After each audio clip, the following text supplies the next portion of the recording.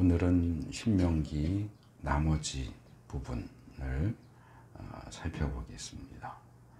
먼저 12절에서 18절까지 1절에서 11절까지는 안식년이 되면 빚을 면제해 줘라 하는 명령과 가나안 구제에 대한 내용을 함께 다루었고, 둘째 단락인 이 12절에서 18절은 안식년이 되면 종을 해방시켜줘라. 여기 이제 종이라고 해서 조금 헷갈릴 수 있는데 좀 더 명확하게 이해하기 위해서 용어를 바꾼다면 노예입니다.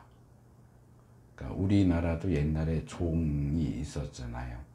근데 그 종이라고 하는 게 어떤 점에서는 이제 돈을 받으면서 고용된 일꾼을 가리키기도 하고, 예전에 유명했던 뭐 추노 그런 드라마에 나오는 것처럼 아예 노예가 돼서 이거는 뭐 월급이고 이거 뭐고 없고 그냥 노예살이하는 그런 종이 있었기 때문에, 종이 이렇게 조금 종류가 달라서 종 그러면 우리가 그것이 제시하는 의미를 명확하게 파악하기 좀 어려울 수가 있어요. 근데 여기서 말하는 종은 노예를 얘기하는 겁니다.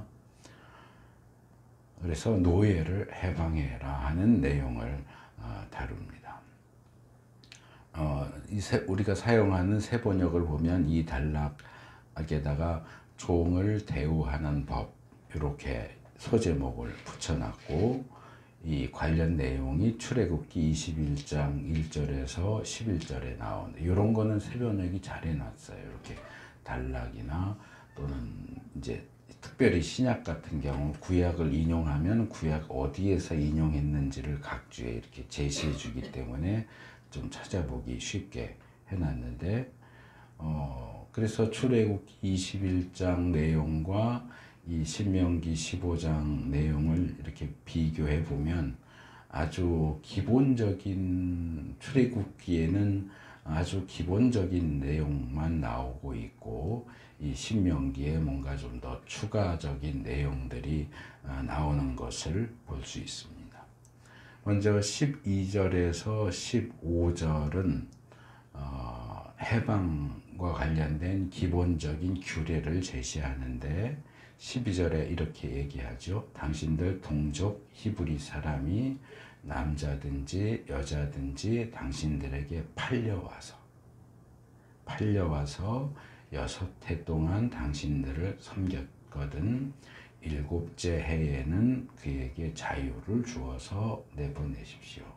그래서 이 구절을 그냥 배경 없이 그냥 읽으면 종을 사와서 6년 동안 부렸으면 7년째 되는 해에는 풀어줘라 이렇게 이해할 수 있지만, 이 7째 해에는 안식년을 가리키기 때문에 지난 시간에 말씀을 드렸던 것처럼 면제해 줄 때 땅을 사는 경우를 예를 들면 앞으로 안식년이 몇 년 후에 오느냐, 이건 이제 정해져 있는 거니까 개인이 아니고 국가적으로 정해져 있는 안식년 해가 있으니까 앞으로 안식년이 몇 년 남았느냐를 계산해 가지고 이 땅값이나 집값이 변경된다고 그랬잖아요. 그래서 만약에 내년이 안식년인데 올해 샀으면 6년 동안 쓰는 게 아니고 올해 한 해만 쓰고 내년에 돌려줘야 되는 거고, 종의 경우도 예를 들어서 올해가 뭐 이제 3년 남았는데 노예를 샀다 그러면 3년 부리고 안식년 되면 풀어줘야 되는 거예요. 그냥 노예를 사면 무조건 6년을 쭉 부리다가 7년째 되는 해에 풀어주라는 얘기가 아니고 안식년이 되는 해에 풀어줘라. 그러니까 노예 가격이 변동이 되겠죠. 얼만큼 부릴 수 있느냐에 따라서 노예를 매매할 때 노예 가격 이 선정에 변화가 있을 겁니다. 근데 이제 출애굽기를 보면 이 사람이 주인 집에 노예로 팔려왔을 때에 혼자서 팔려왔다. 혼자서 팔려왔으면 안식년에 그 사람 혼자 해방을 시켜주고, 만약에 가족이 한꺼번에 팔려왔다. 이제 가족에 대한 얘기는 안 나오지만 가족이 한꺼번에 팔려왔으면 가족을 다 해방시켜 줍니다. 그런데 혼자 팔려왔는데 주인집에 와서 주인이 결혼을 시켜줬어. 그러니까 노예인 상태에서 결혼을 해서 아내가 생겼고 자식이 생겼는데 안식년이 됐다. 그러면 노예가 되었을 당시에 혼자 들어왔기 때문에 그 사람만 해방을 시켜줘요. 가족이 있어도. 노예가 된 이후에 주인이 결혼을 시켜준 거기 때문에 해방될 때 자기만 해방이 될 수 있어요. 그러니까 이제 여기에서 변수가 생기는 거죠.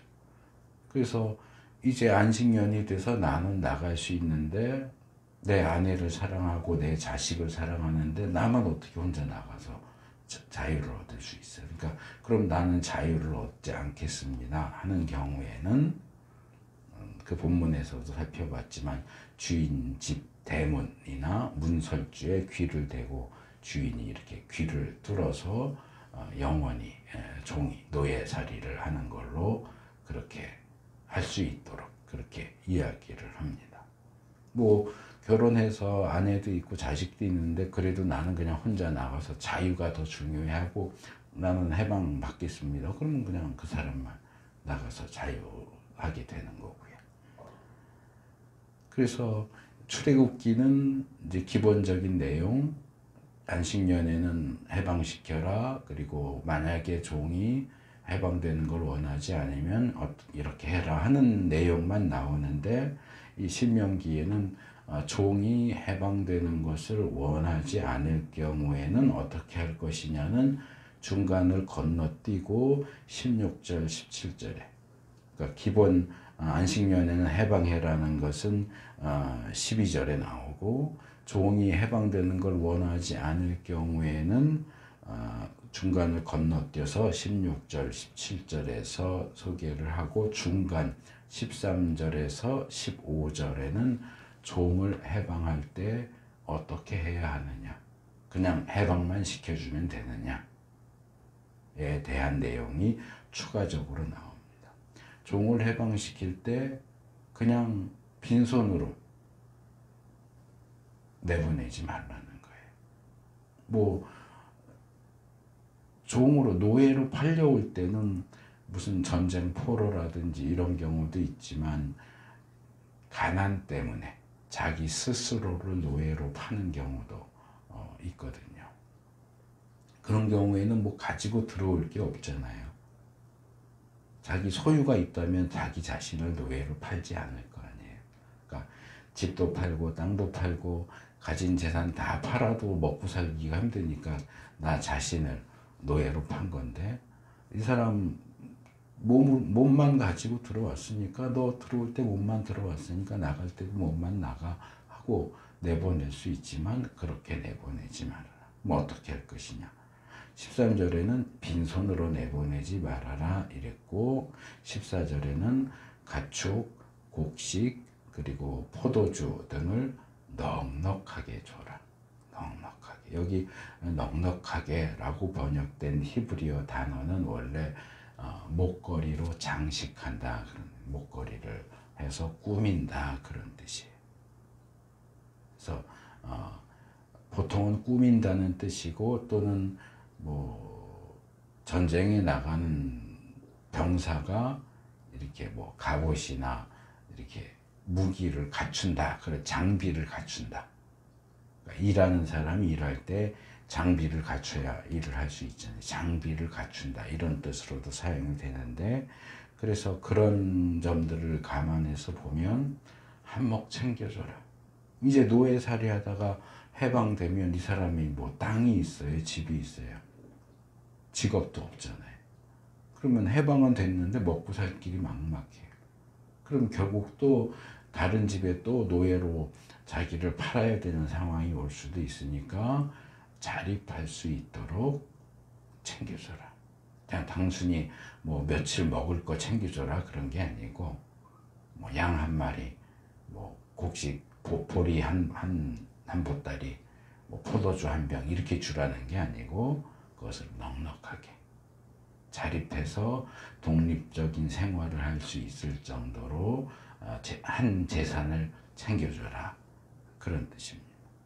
그러면서 15절에는 하나님이 이렇게 명령하시는 이유를 너희들이 출애굽할 때도 내가 너희에게 그렇게 해줬기 때문이다 라고 설명을 하죠. 이집트 땅에서 400년 이스라엘이 있었는데 정확하게 그 400년 있는 동안 어느 시점부터 노예 생활을 시작했는지는 알 수 없어요.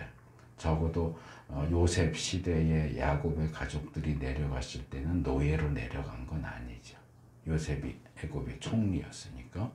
그러니까 자유민으로 살다가 어느 시점부터 이 이스라엘 사람들을 노예로 부리기 시작했어요. 그러면서 굉장히 엄하게 일을 시키고 고된 노예 생활을 했으니까 노예한테 월급 안 주잖아요.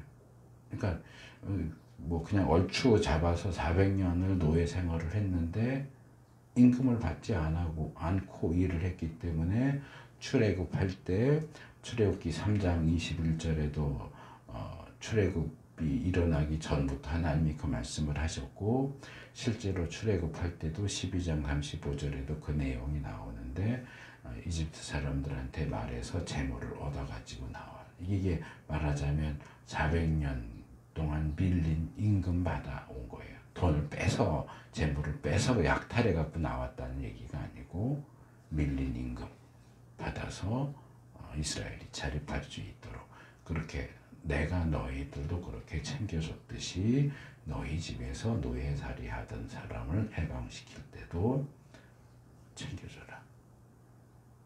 뭐 신약에서 말하는 대로 하면 자기가 대접을 받고 싶은 대로 남에게 너희도 그렇게 대접을 받았으니까 너희와 같은 형편에 있는 사람에게도 같은 방식으로 대우해라 하는 것을 이야기하는 거죠. 16절 17절로 넘어오면 이제 노예가 자유를 얻는 것을 원하지 않는 경우. 근데 이 부분이 출애굽기 21장하고 살짝 달라요. 출애굽기 21장은 두 가지 이유, 종이 자유를 거절하는 두 가지 이유가 제시돼요. 하나는 자기 가족들에 대한 사랑. 나는 해방이 되는데 내 가족들은 여전히 노예살이를 해야 되니까 내 가족들에 대한 사랑 때문에, 그리고 또 하나는 주인이 잘해주니까, 노예였지만 주인이 나를 잘해주니까 이런 주인을 내가 어디서 또 만나겠어. 그래서 가족에 대한 사랑과 주인에 대한 사랑 때문에 해방되기를 거절하는 경우를 다룬다면 신명기는 가족에 대한 얘기가 없어요. 그 종이 당신들과 당신들의 가족을 사랑하고 당신들과 함께 있는 것을 좋아해요. 그러니까 여기 이 부분은 제가 다 찾아보지는 않았는데 뒤에만 한 군데 찾아봤거든요. 근데 이렇게 종의 귀를 뚫으면 그 종이 당신들의 영원한 종이 될 것이다 이렇게 되어 있는데, 제가 히브리 원문을 찾아보니까 당신들이 아니고 당신이에요. 복수형이 아니고 단수형인데 아마도 여기 16절 17절도 당신들이라고 번역을 했지만 1인칭일 가능성이, 단수일 가능성이 있어요. 그러니까 당신과 당신의 가족을 좋아하고 당신과 함께 있는, 그러니까 주인, 이 사람의 주인 한 사람을 가리키는 것일 가능성이 높아요.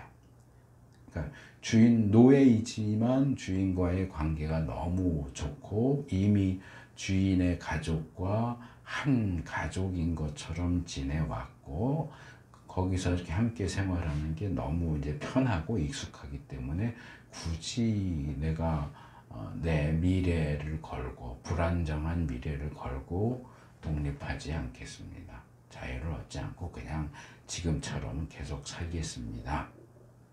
이제 이런 경우를 이야기를 하죠. 그러니까 이런 부분들과 또 종을 해방시킬 때 넉넉하게 이렇게 한 살림 차려준다 하는 것들을 보면 이 주인이 굉장히 너그럽고 좋은 주인일 경우에, 주인이 막 인색하고 난폭하고 이러면은 주인과 함께 있겠다 그러지 않을 가능성이 높잖아요. 주인이 좋은 사람이니까 주인하고 함께 계속 있겠다라고 할 것 같은데, 뭐 이 부분을 현대인들은 좀 이해하기 어려울 수 있어요.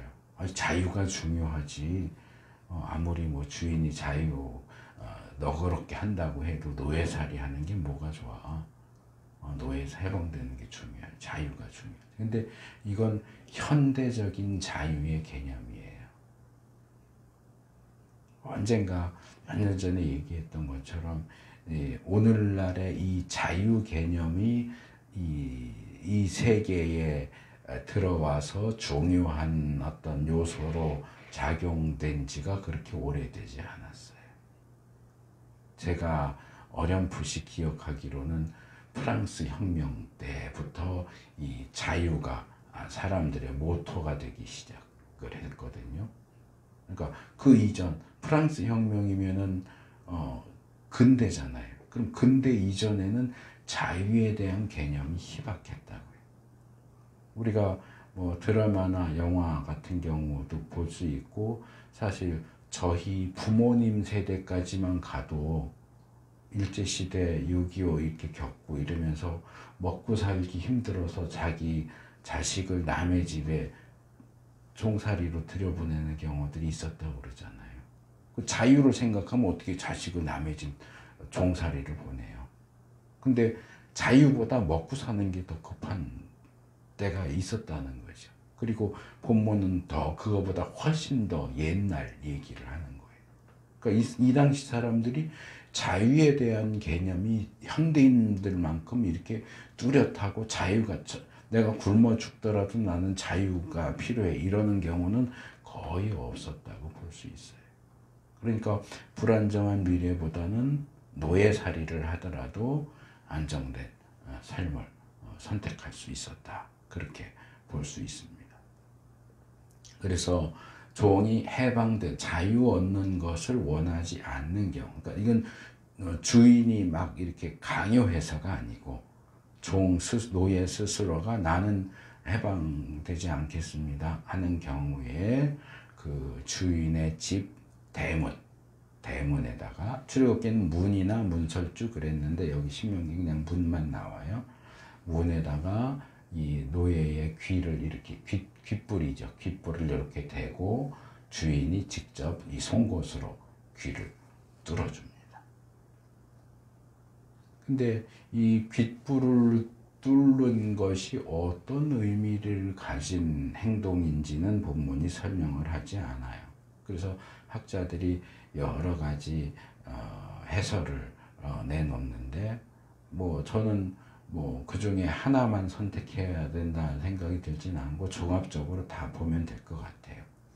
뭐 이제 몇 가지를 예를 들자면, 귀는 주로 듣는 기능을 하는 육체 기관이잖아요. 그래서 귀는 듣는 것, 그리고 듣는다 하는 것은 성경적으로 볼 때는 순종하는 거하고 관련이 있어요.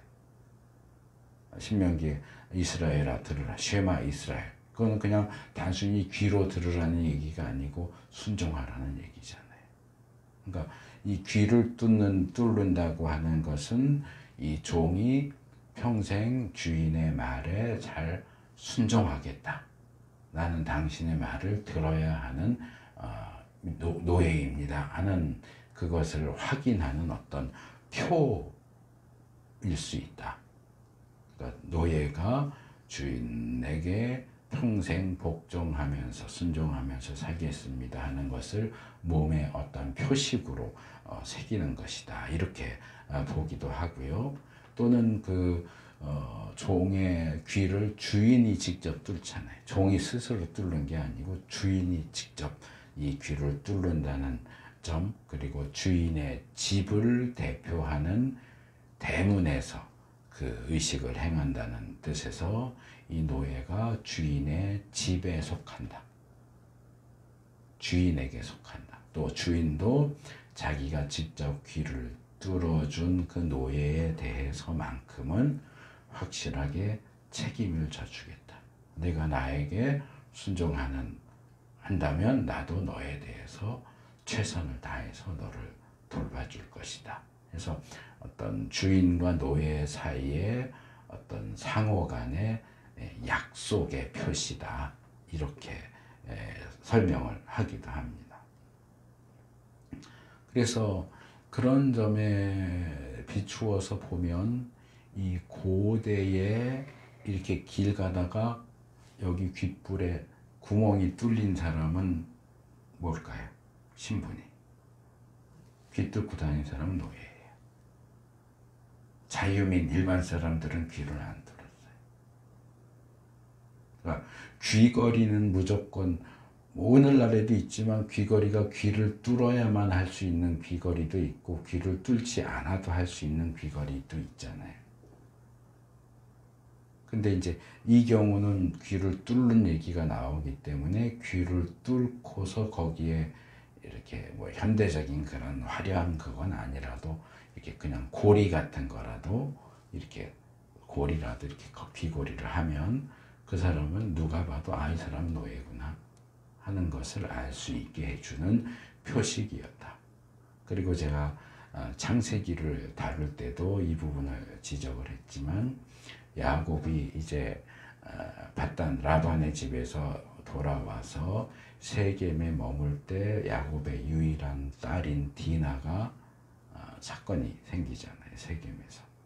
그리고 세겜 사건 있은 후에 하나님이 창세기 35장에 너 나한테 여기 아버지 형을 피해서 도망갈 때 베델에다가 돌기둥 세우고 나 돌아오면 하나님께 여기 제단을 쌓겠습니다 하고 서원하지 않았냐. 너 베델로 가라.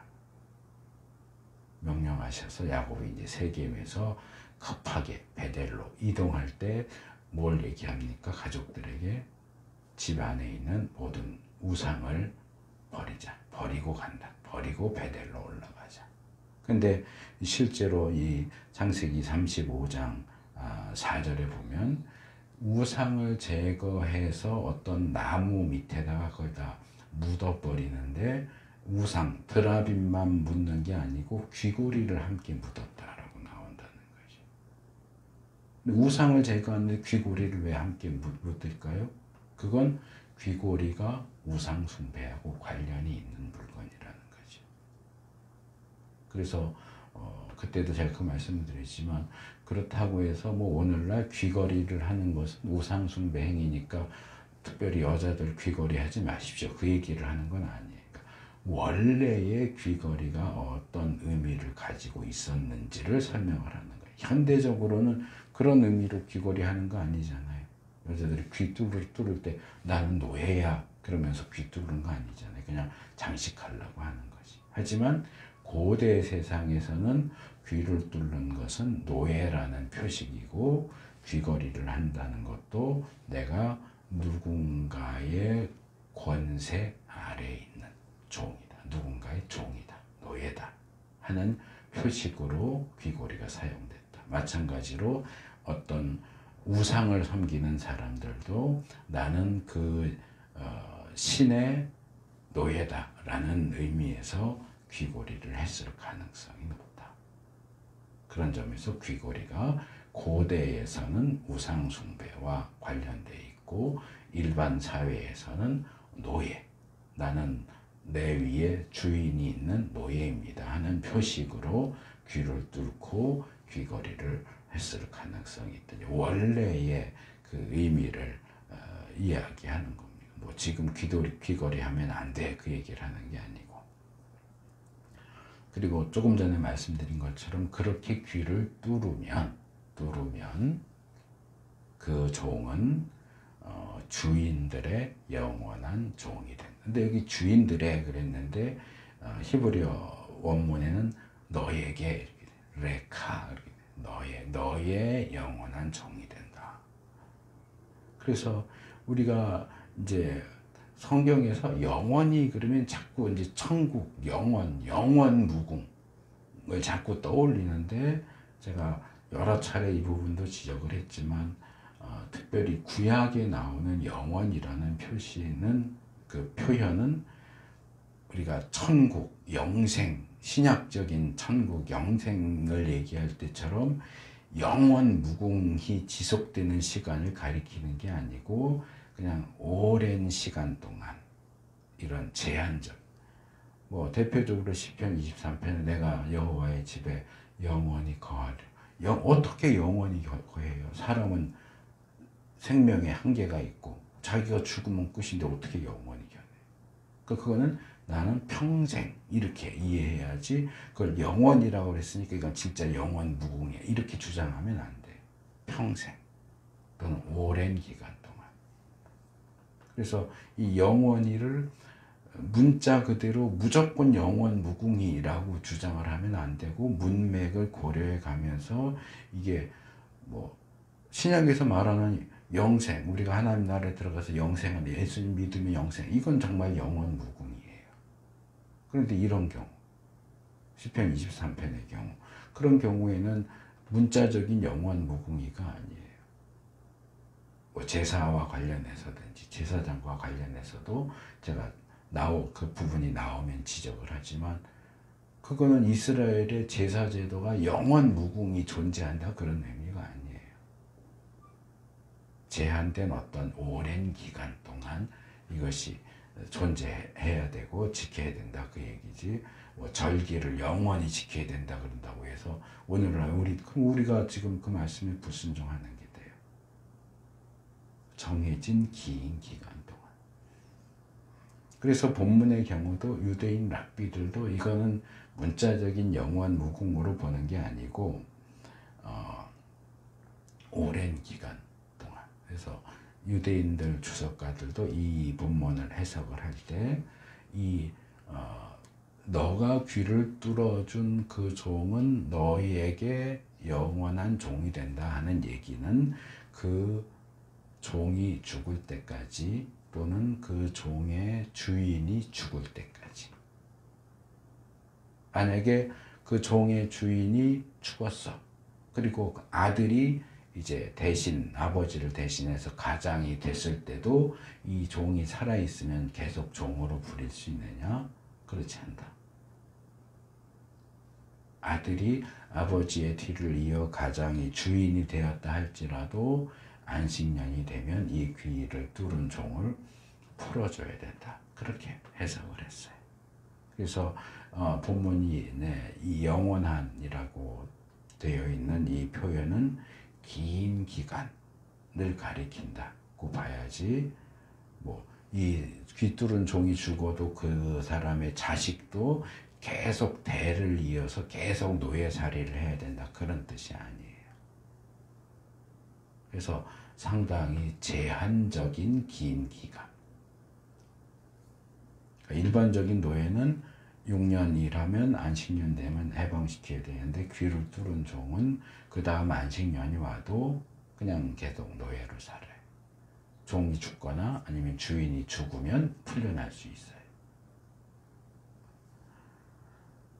이제 18절에 오면 이 노예를 해방해 주는 것과 관련된 경고의 말씀.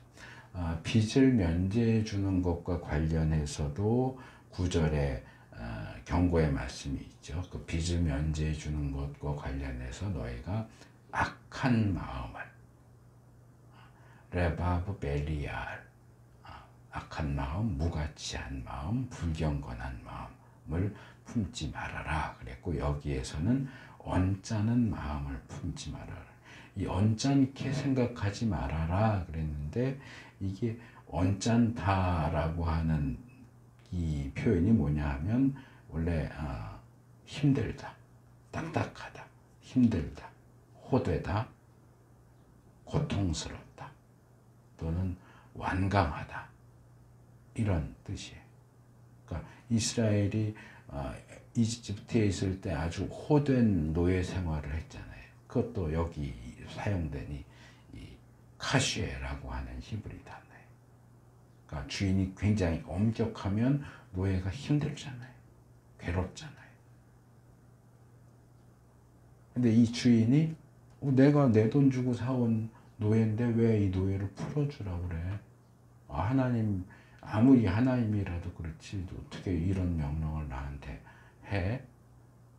그러니까 이제 이걸 풀면은 이제 언짢게 생각하는 거고, 여기 사용된 히브리 표현을 문자적으로 보면 하나님 너무 나한테 호되게 하시는 거 아니야? 너무 엄한 명령을, 내가 행하기 힘든 명령을 내리시는 거 아니야? 하나님 너무하네.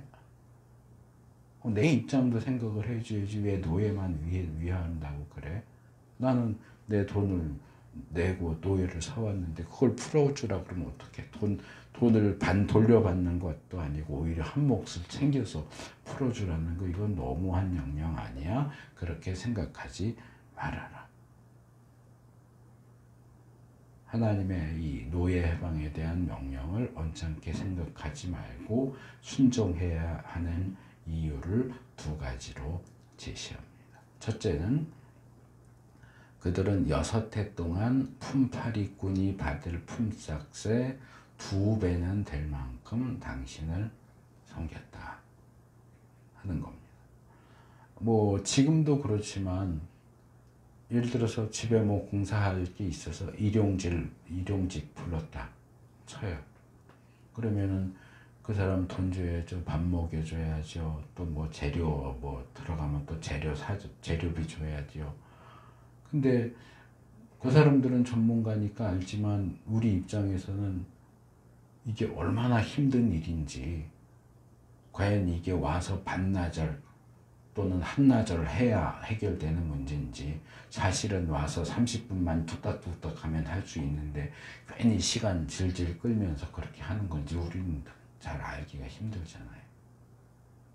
그러니까 일용직 하는 사람들은 와서 시간 때우고 시간 되면 돈 받아가면 돼. 그러면 안 되지만 이게 이제 일용직 품꾼들이 어떤 품게 되는 안 좋은 어떤 측면을 얘기하는 거죠.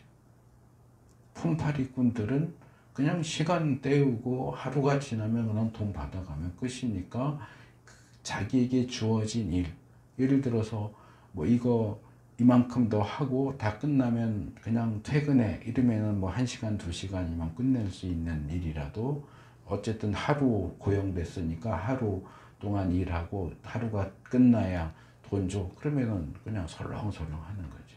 시간만. 근데 노예는 입장이 달라요. 대충 하고 시간만 때워도 돈 받고 갈 수 있는 게 아니고 노예잖아요.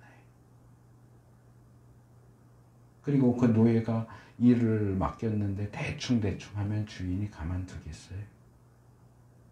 그러니까 노예와 품꾼은 달라, 입장이 달라요. 그러니까 그것을 어떤 시간적인 양 또는 이 일을 하는 것의 어떤 질, 양과 질을 어떤 볼 수 있는 그것으로 이제 정량화시켜서 뭐라고 그래요? 노예는 품팔이꾼의 2배만큼 일한다. 그러니까 같은 시간을 일을 해도 노예는 그만큼 더 성실히 할 수밖에 없다. 6년 동안 너 섬겼잖아. 그러면 6년 동안 만약에 돈을 주고, 그러니까 노예가 아니고 하루하루 일용직 불러갖고 6년 일 시킨 것의 어떤 결과물과 노예가 6년 일해서 만든 결과물을 비교하면 2배쯤 더 했을 거야. 그 얘기를 하는 거죠. 그만큼 너가 이득을 받잖아. 뭐 주인 입장에서는 먹을 거, 입을 거, 잘 수 있는 뭐 방도 다 내주고, 먹을 거 다 내주고, 입을 거 다 내주고, 쓸 거 다 내줬는데 뭐 그 정도 일하는 건 당연한 거 아니야? 라고 생각할 수 있지만, 그것은 상대방을 정말 노예로만 보는 거죠. 마치 집에서 부리는 짐승, 뭐 소, 말, 짐승으로 보는 거고, 그 상대방이 처음에 뭐라고 그랬어요? 당신들의 동족 히브리 사람이 당신에게 팔려. 이 동족이라는 단어가 뭐라고요? 형제라, 형제. 자, 내 친형제가 형편이 어려워서 내 집에 들어와서 종살이를 해요. 그러면 어느 정도 정말 성실하게 충성스럽게 일을 감당했으면 안식년 되면 풀어줘야 되지 않냐. 그게 형제를 대하는 올바른 태도 아니냐. 뭐 형이고 동생이고 다 필요 없어. 내가 돈 주고 사왔잖아. 형 내 노예잖아. 너 아우야 너 내 노예잖아. 그럼 내가 시키는 대로 다 해야지. 내가 먹을 거 주고 입을 거 주고 잠잘 수 있는 방 다 내주는데 뭐 불평이 많아. 이건 형제를 대우하는 방식이 아니고 안면이 없는 노예를 대우하는 방식이에요. 그러니까 노예를 대우하는 방식으로 대우하지 말고 형제라고 생각을 하고 해라. 그 얘기를 하는 거죠. 또 형제를, 친형제를 노예로 6년을 부렸으면 풀어줄 만도 하지 않냐. 그 얘기를 하는 거죠. 둘째로는 그렇게 내보내야만 주 당신들의 하나님이 당신들이 하는 모든 일에 복을 내려주실 것이다. 면제의 경우에도 빚을 면제해 주면 어떤 복을 주신다고 그랬어요? 돈을 꾸어주기는 하지만 꾸지는 않고 많은 민족을 다스리기는 하지만 다스림을 받지는 않는 복을 주겠다. 6절에 여기 노예 해방 명령에 순종하는 자에게는 하는 모든 일에 복을 주겠다. 두 개를 이렇게 비교하고 정리해 보니까 이 6절 빚을 면제해 주는 것에 대해서 주어지는 복은 말하자면 성공의 복이에요. 성공의 복이고 노예를 해방해 주는 것에 따라오는 복은 형통의 복이에요. 하는 모든 일들이 잘 되는. 모든 사람들이 성공을 원하고 형통을 원하죠. 근데 아무나 다 뭐 개나 소나 다 성공하고 다 형통하지 않아요. 그래서 지난 시간에도 제가 말씀을 드렸잖아요. 복 받기를 원하기만 하지 말고 바라기만 하지 말고 복 받을 일을 해라. 어떤 사람에게 성공의 복, 형통의 복이 주어진다고요? 안식년의 빚을 면제해 주는 사람, 안식년의 노예를 해방해 주는 사람에게 성공의 복과 형통의 복이 주어집니다. 하나님께서 요구하시는 구체적인 행동이 따를 때 순종하는 자에게 성공의 복, 형통의 복이 주어진다. 그 다음에 마지막 단락은 이제 초태생, 처음 난 짐승에 대한 규례입니다. 이 19절에서 23절. 그래서 제가 지난 시간에 신명기 15장을 소개하는 중에 신명기 15장은 주로 안식년에 대해서 다룹니다. 그러니까 뭐 주의 깊게 듣지는 않으셨겠지만 제가 주로라고 하는 표현을 쓴 것은 신명기 15장은 3개의 단락으로 되어 있는데 첫째 단락과 둘째 단락은 안식년은 다뤄요. 안식년의 빚 면제와 안식년의 노예 해방. 근데 셋째 단락은 안식년하고 상관이 없는 내용이 나와요.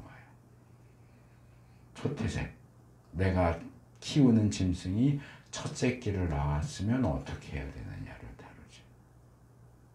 그래서 학자들은 고민을 해요. 왜 이 부분에서 초태생에 대한 얘기가 나올까? 안식년 앞에 다 안식년 얘기했는데 이 초태생은 안식년하고 무슨 관계가 있어? 그래서 제가 자료를 좀 찾아봤더니 세계적으로 유명한 학자들 가운데 이런 주장을 하는 분도 있더라고요.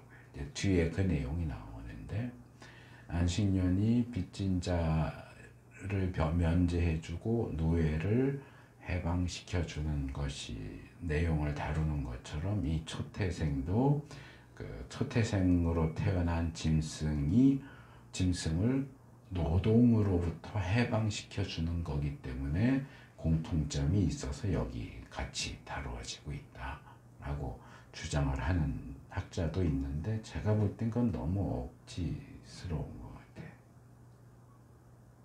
엄밀하게 말하면 초태생은 노동에서 해방되는 건 아니에요. 비슷한 측면이 나오기는 하지만 그건 이제 뒤에서 설명을 드릴 거고요. 오히려 조금 더 넓은 문맥으로 보면 15장의 앞뒤, 14장 후반부, 특별히 14장 22절에서 29절은 11조에 대해서 다루고 있고요. 그 다음에 16장 앞부분 1절에서 17절은 3대 절기에 대해서 다뤄요. 11조, 안식년, 초태생, 절기 이렇게 되어 있어요. 이걸 주제로 묶으면 어떻게 되냐 하면 예물, 절기, 예물, 절기 이렇게 되어 있어요. 그러니까 예물에 대한 내용과 절기에 대한, 하나님께 예물로 드리는 것에 대한 내용과 이스라엘이 지켜야 되는 절기에 대한 내용이 번갈아가면서 나온다는 거죠. 11조, 안식년, 초태생, 3대 절기 이렇게 번갈아가면서 나오게 배치했다, 이렇게 보는 게 오히려 더 자연스럽고 더 나은 것 같아요. 굳이 초태생으로 태어난 짐승에게 노동으로부터의 해방을 준다, 이렇게 해서 막 조금 억지스럽게 짜맞추는 것보단 그게 나은 것 같아요. 먼저 19절과 20절은 이 초태생과 관련된 기본적인 내용입니다.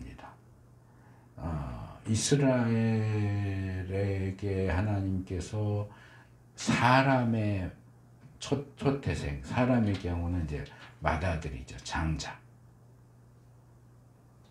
너희의 첫째 아들을 요구하고, 짐승의 초태생, 처음 난 새끼를 하나님의 것으로 요구하시는 그 요구는 이미 여러 차례 나왔어요. 출애굽 10번째 재앙하고 관련이 있어요. 이스라엘을 출애굽시키기 위해서 애굽의 초태생과 애굽의 장자들을 다 죽이시는 게 10번째 재앙이잖아요. 그러니까 원래대로 하면은 애굽 땅에 있는 모든 맏아들과 모든 초태생이 다 죽어야 되는데, 6월절 의식을 지키면서 이스라엘의 맏아들과 이스라엘의 초태생은 안 죽었어요. 원래 죽어야 돼요. 하나님이 이 죽음의 천사를 보내셔서 이스라엘 애굽 사람들의 맏아들들과 애굽 사람들의 초태생들을 죽이실 때 이스라엘의 맏아들들과 초태생들도 다 죽었어야 하는데, 6월절 예식을 통해서 그 죽음이 건너뛴 유월한 거예요. 그렇기 때문에 실제로 죽진 않았지만 원래 죽었어야 하는 그 맏아들과 초태생은 하나님 거다. 그게 이 초태생 규례의 기본적인 내용이거든요. 출애굽기 12장, 13장, 22장 계속 나와요. 초태생. 그 이후로도 레위기에도 나오고 민수기에도 나오고 초태생에 대한 이야기가 계속 나와요. 근데 이스라엘의 초태생 규례는 출애굽 사건과 밀접하게 관련이 되지만, 그것과 별개로 이제 연구를 해보면, 고고학적으로 이렇게 살펴보면, 이 자기가 믿는 신에게 또는 신들에게 가축의 첫 새끼를 바치는 것은 세계 공통적으로 발견돼요. 그리고 자기의 첫째 아들, 맏아들을 어떤 신에게 바친다든지 이런 것도 어떤 특별한 의미를 부여하는 것도 역시 세계 공통적으로 발견되는 부분입니다. 성경에 보면 이 초태생을 바치는 게 어디부터 나와요? 창세기 4장에 나오죠. 아벨이 뭘 바쳤어요? 자기가 키우는 양의 첫 새끼를 하나님께 바쳐요. 하나님이 그 이전에 너희가 나한테 제물 바치려면 첫 새끼 바쳐라 이렇게 안 했거든요. 근데 아벨 스스로 자기가 기르던 양의 첫 새끼를 하나님께 제물로 바치는 걸 볼 수 있죠. 그러니까 뭔가 첫째는, 부모들도 첫째는 뭔가 좀 달라요. 왜냐하면 첫째이기 때문에. 그러니까 의미를 부여하는 것처럼 이 첫 번째 태어난 어떤 사람이든지 짐승이든지 거기에 의미를 부여하는 것은 세계의 공통적인 요소인 것 같아요. 그래서 제가 이렇게 구약 본문 설명하다가 이거는 구약의 방식으로 봐야 된다라고 표현하는 경우들이 종종 있어요. 그러니까 이스라엘을 그냥 구약부터 신약에 이르는 이스라엘을 그냥 한 사람으로 놓고 보면 구약 초기는 어려요. 아직 이제 태어난 지 얼마 안 됐고 이제 어린이집 다니고 초등학교, 중학교, 이제 신약 와야 이제 청년, 장년 이렇게 되는 거죠. 그러니까 어릴 때는 어렵게 말하면 못 알아들어요. 그러니까 어릴 때는 그 어린 수준에서 이해할 수 있게 거기에 맞춰서 표현을 하는 거죠. 이게 제가 구약의 방식이라고 하는 게 바로 그거예요. 그러니까 구약에는 막 고차원적인 얘기하면 못 알아들어요. 그러니까 그 고차원적인 얘기를 원래 하고 싶으신데 이것을 쭉 끌어내려서 저차원적으로 얘기를 하는 거예요. 그러니까 복, 제가 예를 많이 들잖아요. 복 그러면 원래 하나님이 말씀하셨던 것은 신약 에베소서에 나오는 하늘에 속한 신령한 복을 얘기하고 싶으세요. 근데 구약에는 그런 신령한 복 얘기가 별로 안 나오고 뭐가 나와요? 자식 많이 낳는 거, 가축 많은 거, 땅 많은 거, 오래 사는 거. 이게 이제 복, 하나님 주시는 복이 그런 식으로 표현되는데 그게 복의 본질적인 부분이 아니에요. 구약 백성이 아직 어리고 어리석기 때문에 그들 수준에 맞춰서 복을 설명하다 보니까 눈으로 보고 손으로 만질 수 있는 것들을 얘기를 하는 건데 그게 절대적인 게 아니라는 거예요. 그래서 다른 경우들을 우리가 구약에서 굉장히 많이 발견할 수 있습니다. 뭐 예를 들어서 이스라엘의 성막이나 성전이 가나안 땅의 다른 이방 종교의 신전과 얼마나 다를까요? 그런 구조나 이런 것들이. 우리는 다를 거라고 생각해요, 일반적으로. 근데 아니요, 거의 비슷해요. 지성소, 성서, 성막들, 번제단 이런 구조가 이방 신들 신전의 구조하고 거의 비슷해요.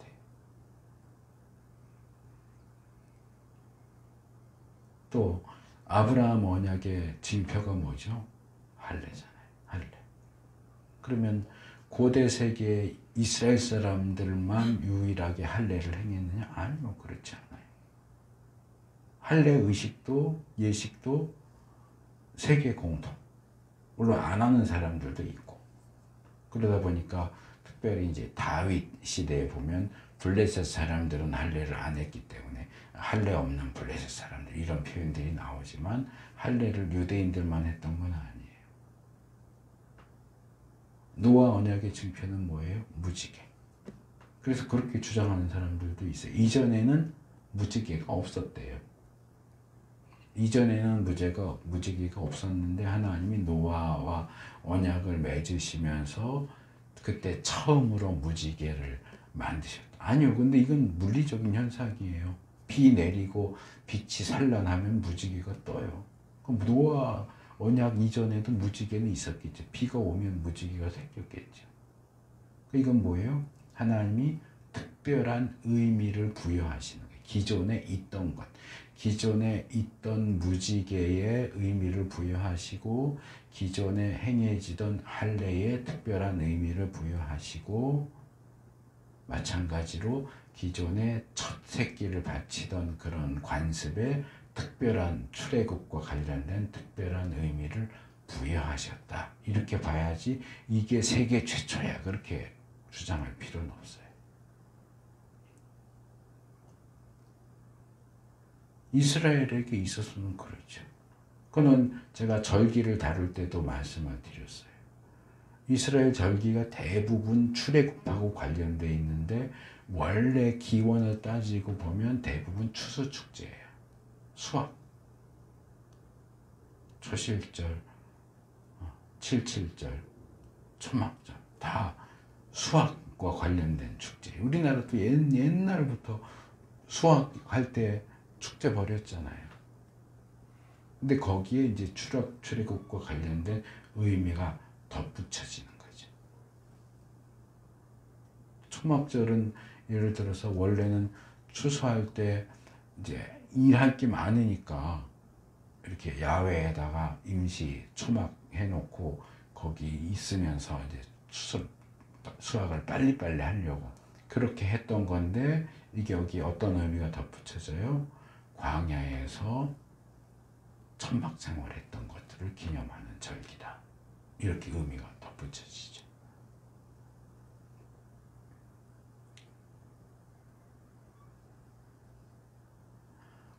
초태생 규례를 다룬 출애굽기 13장 또 34장을 보면 비슷한 내용이에요. 짐승의 첫 새끼는 하나님께 바쳐야 된다. 양이나 염소 첫 새끼는 하나님께 제물로 바쳐라. 근데 제물로 바칠 수 있는 짐승의 종류가 제한되어 있어요. 양, 염소, 소, 주로 비둘기 요 정도. 그렇죠? 예를 들어서 나귀를 기르는데 나귀가 첫 새끼를 낳았다. 그럼 나귀를 하나님 앞에 제단에 올려서 제물로 바칠 수 있냐? 아니요. 나귀는 제물로 바칠 수가 없어요. 그래서 대표적으로 나귀를 예를 들어요. 나귀의 첫 새끼는 제단에 올려서 제물로 바칠 수 없기 때문에 어린 양으로 대신한다.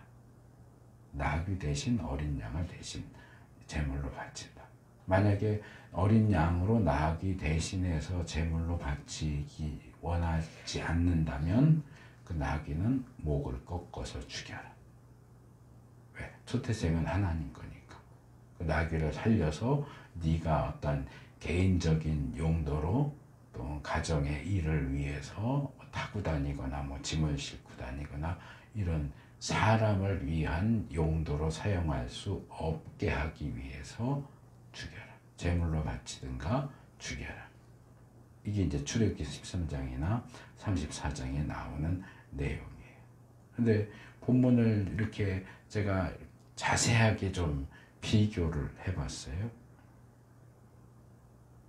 근데 본문에는 이 소와 양을 이야기하면서 과거에 출애굽기에서 얘기하지 않았던 내용이 추가되면 되는데 뭐냐 하면 처음 난 황소는 소는 부리지 말아라.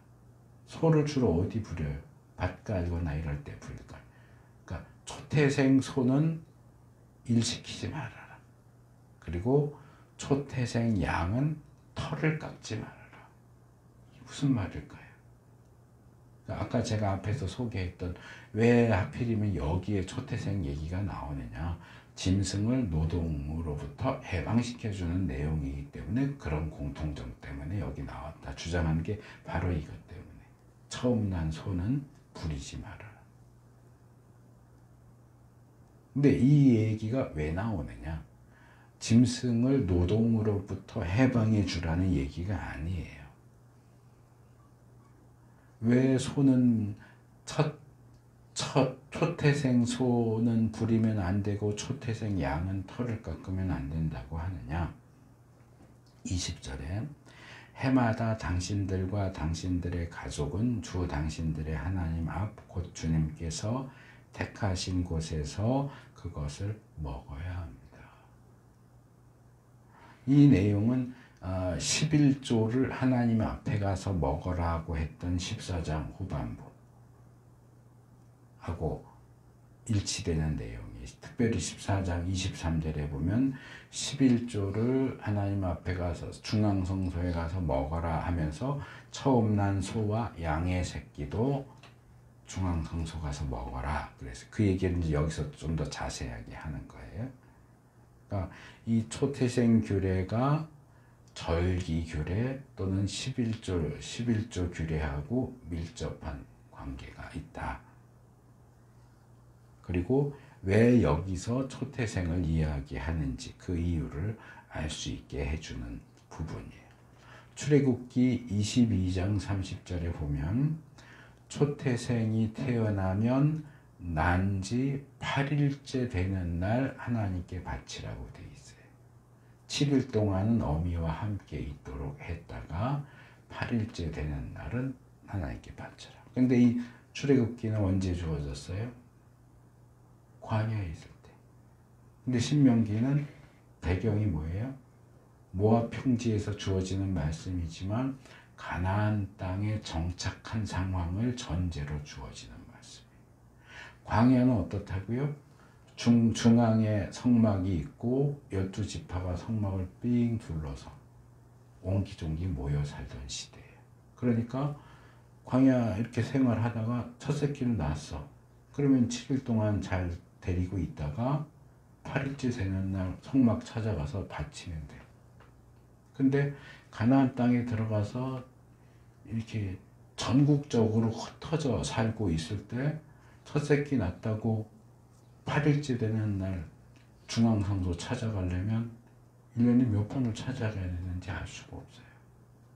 짐승 한 마리 기르는 건 몰라도 여러 마리를 기를 텐데 새끼를 날짜 정해서 한꺼번에 낳는 거 아니잖아요. 그때 낳을 텐데 낳을 때마다 8일째 되는 날 어떻게 중앙성소를 찾아가요? 제주도 사는 사람이 초태생 바치려고 초태생 날 때마다 8일마다 서울 와야 되는 셈이에요. 말하자면. 너무 번거롭고 힘들어요. 그러니까 어떻게 하라고요? 1년에 3번은 여호와 앞에 나와야 돼. 3대 절기. 이제 16장 앞부분에서 다룰. 적어도 이스라엘의 절기가 여러 개가 있지만 그 중에서 특별히 6월절 무교절 기간, 77절 기간, 그리고 초막절 요 세 절기에는 반드시 이스라엘의 모든 성인 남자들은 하나님 앞에 나와야 되는데 그렇게 나올 때 빈손으로 오지 마라. 뭐 갖고 오라고요? 11조, 초태생, 첫 곡식 이거 가지고 하나님 앞에 나와라. 그러니까 이 초태생이 태어나는 기간과 3대 절기가 있는 기간 사이를 이렇게 이게 만약에 거리가 이렇게 좀 떨어져 있다. 애매하게 떨어져 있으면 몇 개월 있다가 8일 만에 바치는 게 아니고 몇 개월 있다가 만약에 정말 아주 길면 어떤 학자는 1년도 얘기하는 경우가 있는데 오랫동안 데리고 있다가 원래는 8일 만에 바쳐야 되는데 오랫동안 데리고 있다가 절기 때 갖고 데리고 가서 바쳐야 된단 말이에요. 그러니까 그 데리고 있는 기간 초태생이라서 하나님 거고 8일만 원래는 8일 만에 바쳐야 되는데 가나안 땅에 정착해서 살다 보니까 거리가 멀어서 8일 만에 바칠 수가 없어. 그렇다 보니까 몇 개월 동안은 얘를 집에 데리고 있어야 되는데 어차피 집에 데리고 있는 거니까 일 시켜도 되잖아? 안 된다는 거예요. 그냥 노동에서 해방을 준다는 개념이 아니고 다음 절기가 와서 하나님 앞에 끌고 가서 바칠 때까지는 얘는 하나님 소유니까 네가 마음대로 하나님 거를 네가 원하는 용도로 쓸 수 없어. 그냥 걔는 따로 떼어놔. 하나님 거야. 제가 11조 얘기 종종 했었잖아요. 요즘은 뭐 다 통장으로 들어오니까. 자, 월급 봉투 받으면 뭐 어떡하라고 먼저 11조 먼저 떼어놓으라고. 이거 하나님 거예요. 이제 주일 되면 가서 하나님께 드릴 것. 아예 처음부터 떼놔야지. 월급 들어오면 막 쓰다가 이제 주일이네 11조 바쳐야 되는데 내가 쓰다가 남은 거에서 계산해갖고 11조 바치지 말고 월급 들어오면 제일 처음에 하나님 앞에 드릴 11조부터 먼저 얘는 따로 떼어놓고 내가 막 어떻게 막 쓰다 보니까 돈이 모자라. 그럼 이거 11조를 떠났던 거 좀 땡겨서 쓰고 나중에 채우면 되지. 그러면 안 된다. 그건 하나님 거라고요. 초태생도 똑같아요. 얘들은 그냥 하나님 거예요. 얘들이 뭐 얼마나 몇 개월을 데리고 있다 보니까 많이 자라서 일 시키면 좀 힘 좋아서 잘할 것 같은데 털이 많이 자라서 이 털 깎아서 팔면 돈이 될 것 같아요. 아니요. 털도 깎지 말고 일도 시키지 말란 말이에요. 왜? 그거 하나님 거니까. 네 게 아니잖아. 그 얘기를 하는 거예요. 근데 제가 이 부분을 이렇게 살펴보다 보니까 재밌는 게 있더라고요. 양털이요. 몇 살 때 깎는 양털이 제일 비쌀까요? 양털이요. 6개월, 태어난 지 6개월부터 1년 그 사이에 양털이 제일 질이 좋대요.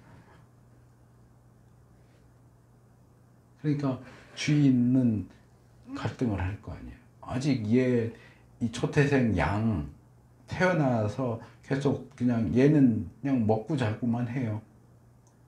뭐 아무것도 뭐 시킬 게 없어. 그럼 이 털은 자라는데 야, 저 양털 깎아서 팔면 제일 비싼 값에 팔 수 있는, 좋은 값에 팔 수 있는 양털인데 저거 깎아서 어차피 바치는 건 양인데 양털 바치는 거 아니고 양을 바치는 건데 털은 좀 깎아서 내가 팔아도 되지 않나? 제일 질 좋을 때인데. 근데 그거 깎지 말라. 아마 그것 때문에 시험 드는 사람들도 있었을 것 같아.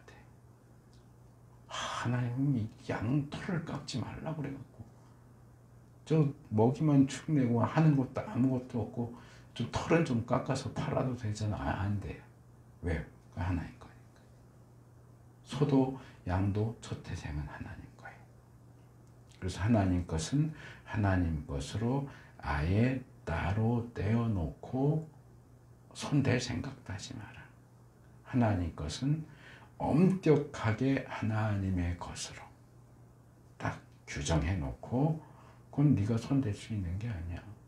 어떤 분들 11조 할 때 이 11조를 무슨 용도로 써줘? 아니 그건 내가 정하는 게 아니고 그건 하나님 거예요. 이 11조를 뭐 성경금, 그럼 성경금을 따로 하라고요. 왜 11조를 자기 마음대로 성경금으로 용도 변경을 해요? 성경이 뭘 얘기하는지 분명하게 알아야 돼요. 가끔 그런 얘기 들어요. 교회가 조금 여유가 있으면 뭐 장로나 집사 중에서 목사님 우리 교회 돈 그 통장에만 넣어놓지 말고 그걸로 투자하면 이득을 볼 수 있는데 그거 투자합시다. 그것도 목사는 또 해봅시다 해갖고 교회 돈 해가지고 뭐 날려먹었다. 뭐 날려먹은 게 중요한 게 아니고 교회 돈을 그걸 땡겨가지고 뭔가 투자를 하든지 땅을 사든지 뭐 주식을 사든지 해서 그걸로 이득을 보겠다는 것 자체가 생각이 틀려먹었다는 것 하나인 거예요. 아예 그냥 생각을 끊어버려. 이거 하나님 거는 하나님 거. 내가 마음대로 쓸 수 있는 게 아니에요. 그거는 내게 아니, 내 영역이 아니, 내가 주인이 아니에요. 흠이 있는 경우는 어떻게 하냐? 21절에서 23절. 초태생인데 흠이 있어. 뭐 여기 여러 가지가 나오죠. 다리를 절거나 눈을 못 보거나 그 밖에 뭐 무슨 흠이 있으면 그것을 하나님께 바칠 수는 없다.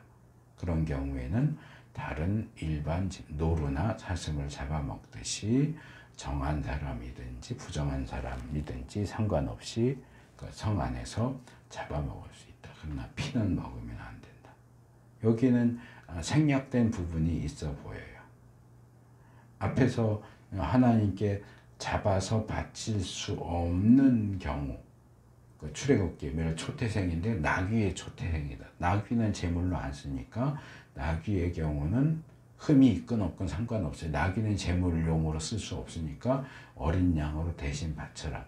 근데 초태생 원래 양이나 염소나 소인데 흠이 있게 태어났어. 그럼 이건 흠이 있는 제물은 제물로 쓸 수가 없잖아요.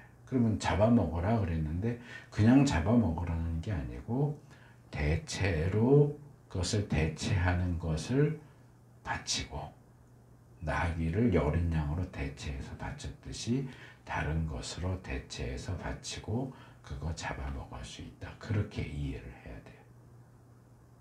이거 내가 11조로 바치려고 빼놨던 건데 구겨졌네? 그럼 그거 그냥 빼서 내 마음대로 써라 그 얘기가 아니고 11조는 11조대로 드려야죠. 그래서 흠이 있어서 제물로 바칠 수 없는 경우에는 그냥 잡아먹으면 된다는 얘기가 아니고 다른 걸로 대체하고 그 녀석은 잡아먹어도 된다. 이렇게 이해를 해야 되는데 그 부분을 따로 언급을 안 했는데 그거는 제 생각에는 너무나 당연한 일이기 때문에 언급을 안 하는 것 같아요. 그래서 그냥 사람들은 강교하잖아요. 그럼 이 구절 딱 읽으면서 그러면 안 바치고 그냥 잡아먹으면 되겠네? 그 얘기가 아니라 하나님이 그렇게 허술한 분이 아니에요. 바울이 갈라디아서 6장 7절 8절에서 뭐라고 얘기합니까?